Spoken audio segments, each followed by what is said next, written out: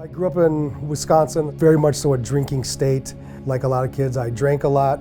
I spent 25 years total in the Navy, but my drinking progressed over the years. In 2007, 2008, I volunteered actually to go to Iraq.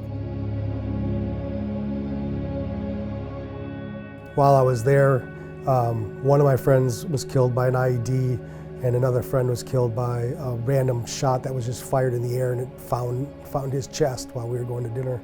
And so as a result of that, I didn't know at the time, but I was suffering from survivor's guilt because I just felt like I was worthless, and there was no reason for me to live, and that why did those young guys who had a life in front of them have to die, and I should have died. When I came back in 2008, I was, my drinking got worse. And I got to the point where I started hiding my drinking and not drinking in front of other people and lead a completely normal, productive life where your wife and children don't know you drink, and you go to functions and you do all the things that you have to do in life.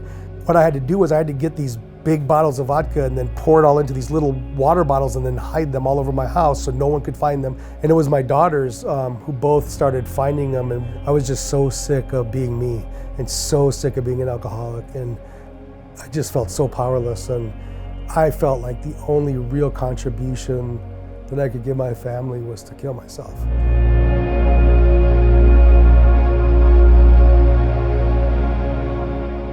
And at that point, I decided that I needed to get help, so I checked myself into rehabilitation. I went into an 8 weeks intensive program, and during that time, my wife had revealed to me that she was listening to WGTS, and she was listening to the stories and the songs and how they were empowering her to deal with me. And so I started listening to it all the time.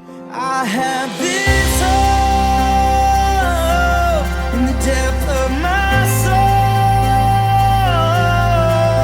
in the flood or the fire, you're with me and you won't let go. Just the people on the station and listening to all of the songs and all of the messages of hope, it helped me to kind of just lose some of the pain that I had. Like, yeah, God does have a purpose for me. I'm not worthless. God used the radio station to show me that, one, I'm not alone, that there's always hope.